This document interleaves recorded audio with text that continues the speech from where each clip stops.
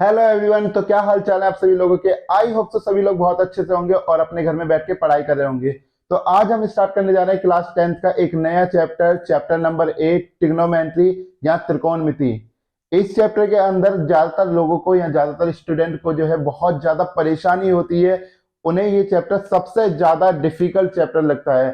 उन्हें लगता है कि हम पे ट्रिग्नोमेट्री के क्वेश्चन सॉल्व ही नहीं होने के, क्योंकि हमारी ये समझ में नहीं आती। तो आज इस चैप्टर को पढ़ने के बाद में आज इसका इंट्रोडक्शन पढ़ेंगे। इंट्रोडक्शन को बहुत बेहतरीन तरीके से समझेंगे। हर एक बात के बारे में बात करेंगे। ट्रिग्नोमेट्री होता क्या है, ट्रिग्नोमेट्री के ट्रायंगल क्या है, उसकी कौन सी साइड को क्या कहते हैं, साइड में अगर एंगल चेंज होगा तो कैसे काम करा जाएगा, हमें एक्यूट एंगल लेना है, ऑब्ट्यूस एंगल लेना है, हर एक बात को यहाँ पर जिक्र करेंगे। और आज के बाद में आपकी जितनी भी परेशानी ट्रिग्नोमेट्री से रिलेटेड होंगी वो सारी हो जाएंगी खत्म। आज के बाद आप बन जाएंगे ट्रिग्नोमेट्री के मास्टर। तो बिल्कुल भी वीडियो को स्किप मत करना और आराम से पूरे लेक्चर को बिल्कुल शांति से बैठकर देखना। तो चलिए कॉपी पेन निकाल लीजिए, नोट्स बनाना शुरू कर दीजिए। Yes, my name is Jagjit Singh and this is your beautiful the channel Madhav Krishna classes. तो देखिए, ट्रिग्नोमेट्री की बात करने की हमने कही है, तो सबसे पहले हमें ट्रिग्नोमेट्री वर्ड समझ में आना चाहिए। जब तक हमें वर्ड नहीं समझ में आएगा तब तक हमें क्या चैप्टर के बारे में पता लगेगा। तो देखिए वर्ड क्या हमारे पास में, जैसा कि वर्ड दिया है ट्राई। देखिए ट्रिग्नो में सबसे पहले ट्राई, ट्राई का मतलब होता है 3। उसके बाद में गोन, GON, गोन, गोन का मतलब होता है साइड्स। और मेट्रोन का मतलब होता है यहां पर मेजर। तो देखिए ये जो ट्रिग्नोमेट्री वर्ड आया है, ये आया है एक ग्रीक वर्ड से। ये एक ग्रीक लेटर है या ग्रीक वर्ड कह सकते हैं, लेटर तो नहीं कहेंगे, ग्रीक वर्ड है। जिसका मतलब क्या होता है कि 3 साइड जो हम मेजर करेंगे, 3 साइड जो हम निकालेंगे, उनकी जो मेजरमेंट है उसको हम कहते हैं ट्रिग्नोमेट्री। इसको पहले जो है इजिप्ट के लोग बहुत इस्तेमाल करते थे। जो आपके पिरामिड वगैरह बनाए जाते थे तो इजिप्ट के अंदर इसका काफी इस्तेमाल होता था। या बहुत से जो हमारे खगोल शास्त्री लोग हैं, ठीक है ना, वो लोग भी क्या करते थे, इसको बहुत इस्तेमाल करते थे प्लेनेट या स्टार की डिस्टेंस को फाइंड आउट करने के लिए। ठीक है, तो इसका पुराने जमाने में बहुत ज्यादा इस्तेमाल होता था। आज के टाइम में इसका थोड़ा कम कर दिया, लेकिन अभी भी बहुत ज्यादा इस्तेमाल, जितने भी पुल वगैरह बनाए जाते हैं सिविल के अंदर, इसका बहुत इस्तेमाल होता है कि कितना इंक्लाइन देना है, कितना डिक्लाइन देना है, ये सारी चीजें इसी के अंदर बताई जाती हैं। ठीक है, तो ट्रिग्नोमेट्री का मतलब क्या होगा, ट्राई मतलब 3, गोन मतलब साइड और मैट्रोन मतलब मेजर। कि ऐसा ट्रायंगल या ऐसी कोई चीज जिसकी 3 साइड हो, ठीक है ना, और उसकी कुछ ना कुछ मेजरमेंट हो। अब देखिए ट्रिग्नोमेट्री बेसिकली डिपेंड करता है राइट ट्रायंगल के ऊपर। अगर ट्रिग्नोमेट्री को पढ़ना है तो हमें सबसे पहले राइट ट्रायंगल की कहानी को समझ में आना चाहिए। तो ये है हमारा राइट ट्रायंगल। ठीक है, इसमें एक एंगल होगा 90 डिग्री का, this angle is a 90 degree, ABC। अब देखिए हमेशा याद रखिए, जो 90 डिग्री के सामने साइड बनती है, इस साइड को नाम दिया जाता है हाइपोटेनियस, जिसको हम हिंदी में कहते हैं कर्ण। ठीक है, अब हमें डिपेंड करता है हमारा, जो हमने कहा था कि एक्यूट एंगल लिए जाएंगे। तो देखिए एक्यूट एंगल वो यहां भी हो सकता है और एक्यूट एंगल ये भी है। तो अगर आपका एंगल यहां पर है थीटा, तो थीटा के जो सामने वाली अपोजिट डायरेक्शन में जो डायरेक्ट आपकी साइड होगी, इस साइड को हम कहेंगे परपेंडिकुलर।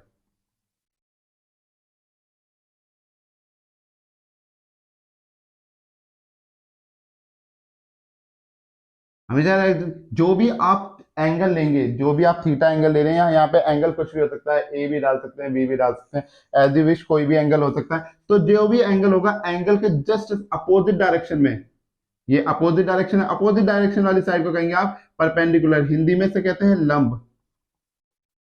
और जो इसकी एडजेसेंट यानी कि एक्यूट एंगल की, जो भी एक्यूट एंगल है उसकी जो एडजेसेंट साइड होगी, यानी कि उसके बिल्कुल जस्ट नीचे की तरफ को, उसको आप कहोगे बेस।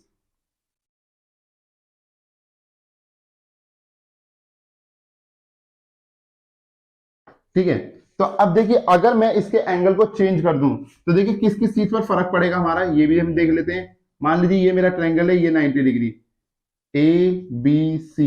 मान लीजिए अब कि यार ये एंगल मेरा थीटा एंगल है, यानी कि ये वाला एंगल है, तो इसकी अपोजिट डायरेक्शन ये है, तो ये डायरेक्शन बन जाएगी आपकी, यानी कि ये साइड आपकी बन जाएगी परपेंडिकुलर, इसके एडजेसेंट बेस, और सामने हमेशा क्या रहेगी, हाइपोटेनियस। ठीक है, परपेंडिकुलर को P से डिनोट करेंगे, यानी कि लंब जो होगा उसे P से डिनोट करा जाएगा। जो आपका बेस है, आधार, आधार को आप बी से डिनोट करोगे, और जो आपका हाइपोटेनियस है यानी कि कर्ण, उसको आप एस से डिनोट करोगे। इंग्लिश वाले इसको लिखेंगे परपेंडिकुलर के लिए पी, बेस के लिए बी, हाइपोटेनियस के लिए एच। और जो हिंदी मीडियम के बच्चे हैं वो परपेंडिकुलर के लिए लिखेंगे लंब, बेस के लिए लिखेंगे आधार ए, और हाइपोटेनियस के लिए लिखेंगे कर्ण यानी कि के। ठीक है, तो इसके ऊपर आज हमारी सारी की सारी चर्चा होने वाली है। तो देखिए अपने करते हैं फॉर्मूले स्टार्ट। तो जो सबसे पहला फॉर्मूला आपको याद होना चाहिए वो होनी चाहिए आपको पाइथागोरस थ्योरम।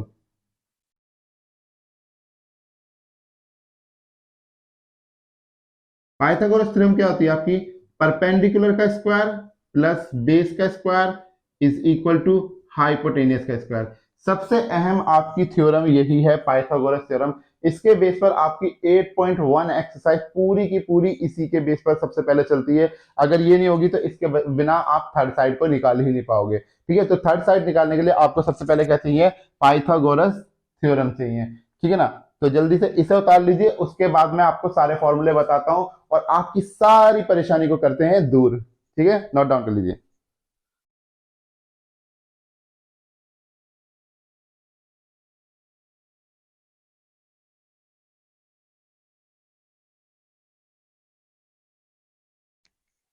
चलिए, तो आप लोगों ने उतार लिए होंगे। अब करते हैं शुरू इसके फॉर्मूले कि क्या क्या फॉर्मूले हम इसमें इस्तेमाल करेंगे।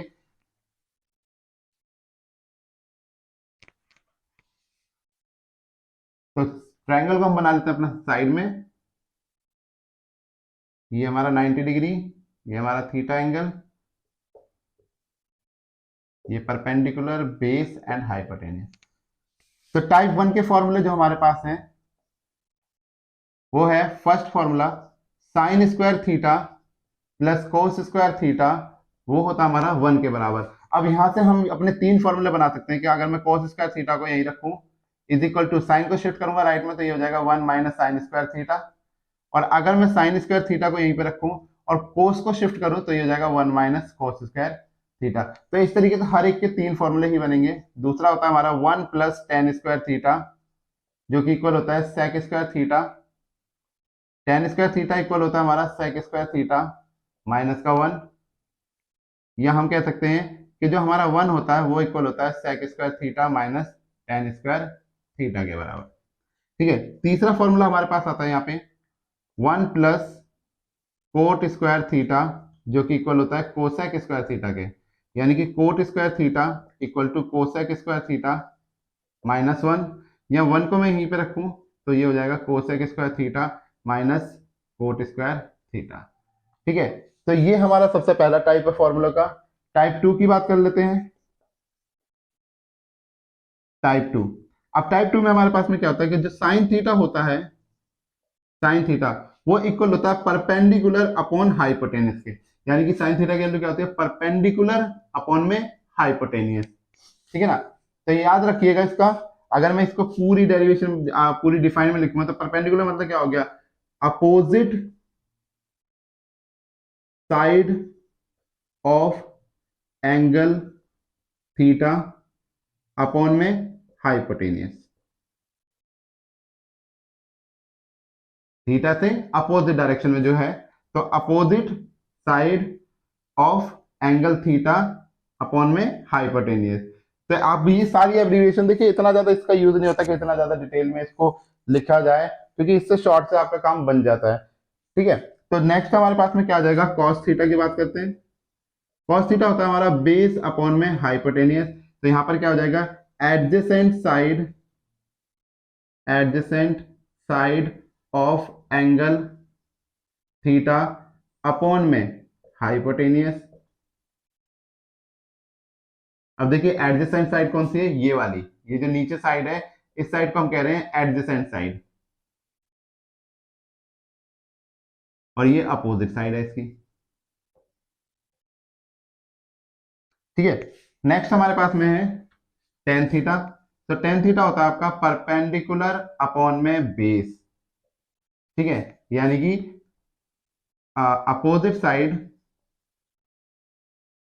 Side of angle theta upon में adjacent side of angle theta. ठीक है, तो ये आपका होता है टेन थीटा। अब देखिए जितने भी हमने बनाए हैं साइन कॉस टेन, इन ये सब क्या हो जाएंगे, इनके अपोजिट होते हैं। साइन का अपोजिट होता है हमारे पास में कोसेक थीटा, जो कि हो जाएगा साइन का जस्ट अपोजिट यानी कि हाइपोटेनियस अपॉन में परपेंडिकुलर। जो कोस होता है, कोस का अपोजिट होता है सेक थीटा, जो हो जाएगा आपका हाइपोटेनियस अपॉन में बेस। और टेन थीटा का अपोजिट होता है कॉट थीटा, जो हो जाएगा बेस अपॉन में परपेंडिकुलर। ठीक है, तो ये है आपके टाइप टू के फॉर्मूले। पहले इतने नोट डाउन कर लीजिए, देन आफ्टर करते हैं अपने आगे के फॉर्मूले को यूज। ठीक है,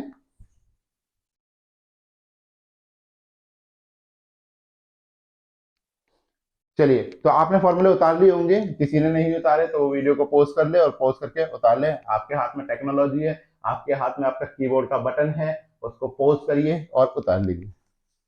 चलिए, थर्ड टाइप के कौन से फॉर्मूले हमारे पास यहाँ पे,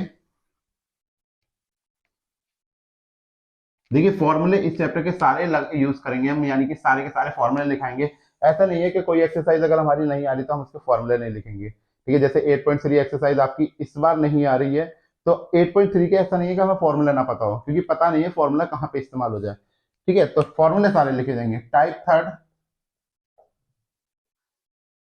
तो टाइप थर्ड के फॉर्मूले हमारे sin 90 minus theta which is equal to cos theta, cos 90 minus theta is equal to sin theta, tan 90 minus theta is equal to cot theta, cot 90 minus theta equal to होता है tan theta, sec 90 minus theta equal to cosec theta, cosec 90 minus theta is equal to sec theta. Type four के फॉर्मूले क्या हो जाएंगे हमारे पास में, कि साइन थीटा इक्वल होता है 1 बाय कॉसेक थीटा के, और कोसेक थीटा इक्वल होता है 1 by sin theta. Second, cos theta equal होता है 1 by sec theta, and sec theta is equal to 1 by cos theta. फिर टेन थीटा इक्वल होता है 1 बाय कॉट थीटा के बराबर, एंड कॉट थीटा इक्वल होता है 1 बाय टेन थीटा के बराबर। अब देखिए इसकी एक आइडेंटिटी और बनती है, ये टेन वाले की, टेन थीटा हमारा sine theta upon cos theta के भी बराबर होता है। ऐसे ही कॉट थीटा जो होता है वो कॉस थीटा अपॉन में साइन थीटा के बराबर होता है। ठीक है, तो ये हमारे हैं टाइप फोर के। अब टाइप फाइव में अगर हम लोग बात करें तो आ जाती है हमारी ट्रिग्नोमेट्री टेबल, यानी कि हमारे एंगल्स की वैल्यू। ठीक है ना, तो पहले आप इसको नोट डाउन कर लीजिए, देन आफ्टर आपको टेबल बनाना सिखाता हूं कि टेबल अगर बाई चांस आपको देखो वैल्यू, ऐसा होता है कि हर किसी को याद नहीं हो पाती। अगर आपको वैल्यू याद ना हो तो मुश्किल से आपको 20 सेकंड लगेंगे पेपर के अंदर पूरी की पूरी टेबल बनाने में। अगर वैल्यू याद हो जाए तो बहुत ही अच्छी बात है, आपको वो 20 सेकंड भी नहीं लगेंगे, आपको याद है आप डायरेक्ट लिख देंगे। लेकिन अगर याद नहीं होती तो आप इस तरीके से उसको जल्दी जल्दी बना लेंगे, जो अब मैं बनाना सिखाऊंगा आपको। पहले आप इसे नोट डाउन कर लीजिए, देन आफ्टर इसको सिखाता हूं मैं।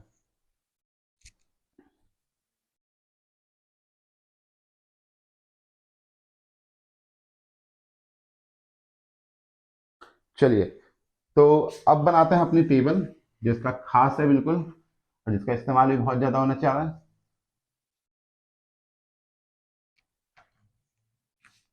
Trigonometry table.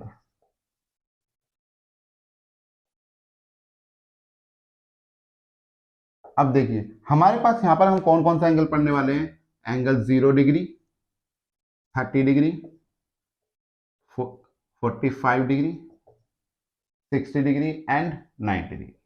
ये पांच ही एंगल हमको जनरली यहाँ पर पढ़ने हैं, इसके बाहर हमारे लिए कुछ नहीं है। यहाँ आ जाइए,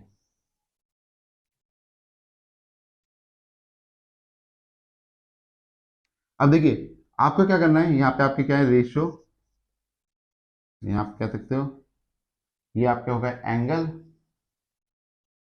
ये आपके हो गए रेशियो। अब हमें किस किस का निकालना है, sine theta.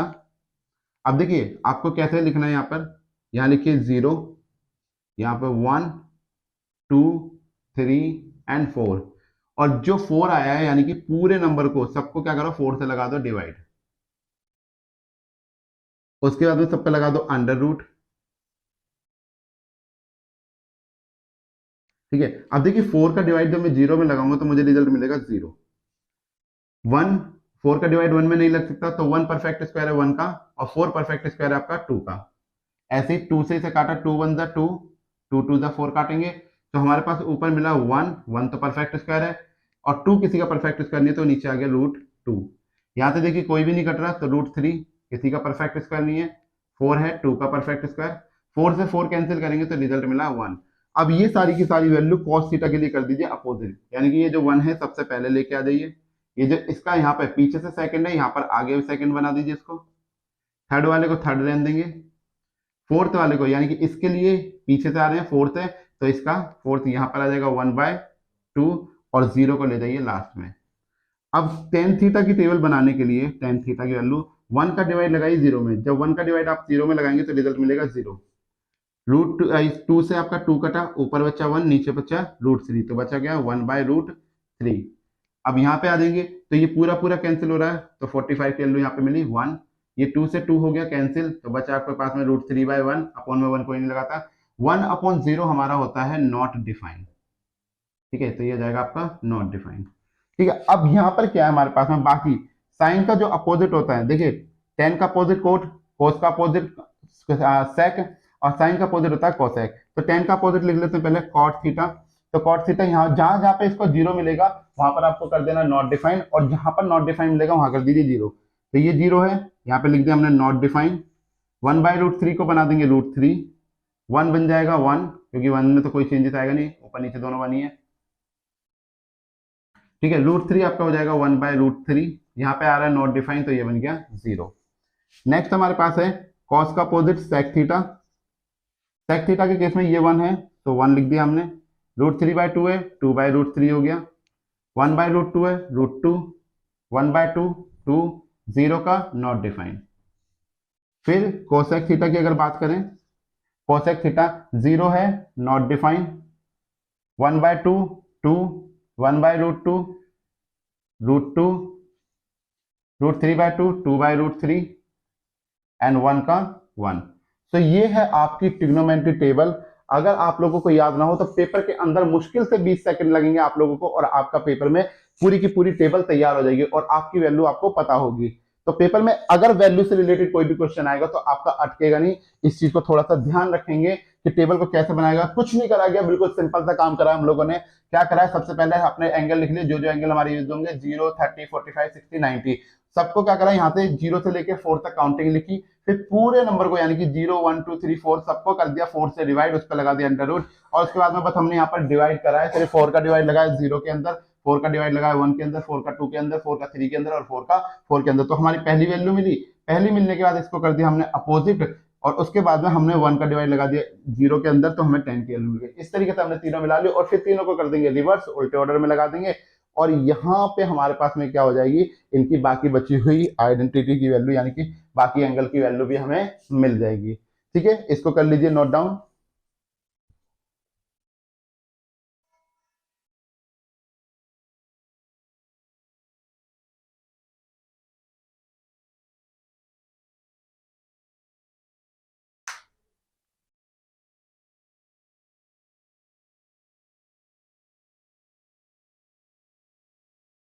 Okay, so I hope so आप सभी लोगों ने इसको उतार लिया होगा। तो देखिए यहां पर खत्म होता है इस चैप्टर का इंट्रोडक्शन पार्ट।